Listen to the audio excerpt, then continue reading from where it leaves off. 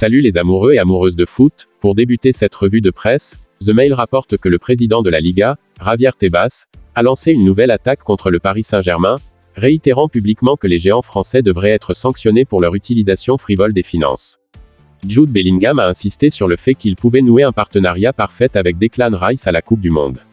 De même, l'ancien manager par intérim de Manchester United, Ralf Rangnick, a révélé qu'il avait identifié Erling Haaland, Dusan Vlahovic, Christopher Nkunku, Josko Gvardiol, Luis Diaz et Alvaro Morata comme cible de transfert, mais le club a refusé les signatures d'hiver. Unai Emery a pris sa première décision majeure depuis sa nomination comme manager d'Aston Villa en proposant à Paco Ayestaran de devenir son assistant. À en croire le quotidien, les enquêteurs auraient découvert des documents secrets signés par Cristiano Ronaldo et la Juventus, qui montrent que le club promettait à son ancien attaquant près de 20 millions d'euros pendant la pandémie de Covid-19. Selon The Sun, Arsenal a sélectionné Danilo de Palmeiras, Mirailo Mudryk du Shakhtar Donetsk, et Jérémy Pino de Villarreal comme cible de transfert potentiel. Mauro Icardi aurait limogé son ex-épouse, Vanda Nara, en tant qu'agent après avoir demandé 1 million d'euros pour son prêt à Galatasaray. Par contre, Erling Haaland transpire sur sa forme physique, après avoir visité un hôpital pour vérifier sa blessure au pied. Manchester United pourrait réduire ses pertes sur l'homme oublié de 46 millions d'euros, Donny van de Beek. Liverpool prépare une décision audacieuse pour débarquer Heung-min Son, après la publication de rapports suggérant que le vainqueur de la Premier League Golden Boot est impatient de relever un nouveau défi, évoque Daily Star.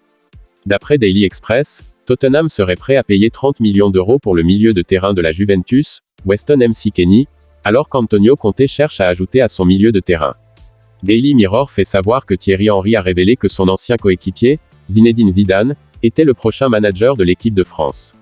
Par contre, les supporters de Barcelone ont chanté pour l'ancienne star Lionel Messi, alors qu'ils regardaient à nouveau leur équipe s'écraser hors de la phase de groupe de la Ligue des Champions mercredi soir.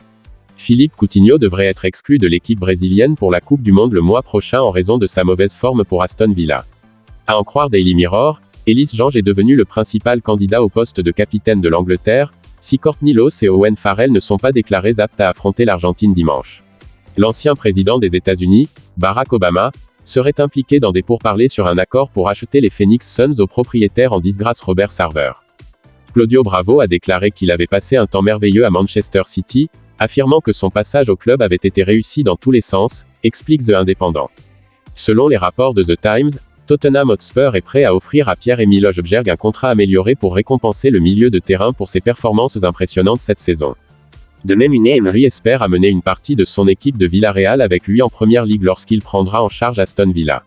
L'Australie est devenue la première équipe participant à la Coupe du Monde du mois prochain à condamner collectivement les violations des droits de l'homme dans le pays hôte, le Qatar.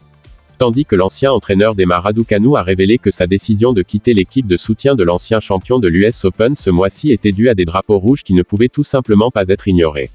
Harry Maguire est de retour en lice pour Manchester United après une blessure, et pourrait obtenir le temps de jeu pour être en forme pour la Coupe du Monde en raison du problème aux ischio-jambiers de Raphaël Varane, affirme The Guardian. Et pour terminer cette revue de presse, David Moyes a déclaré qu'il était sur le point de donner à Nayef Aguerd ses débuts à West Ham United, alors que le défenseur se prépare à faire son retour après 3 mois de blessure, déclare The Athletic, en ajoutant que le patron d'Arsenal, Mikel Arteta, a déclaré qu'il espère que le directeur technique Edu restera aux Émirats pendant longtemps.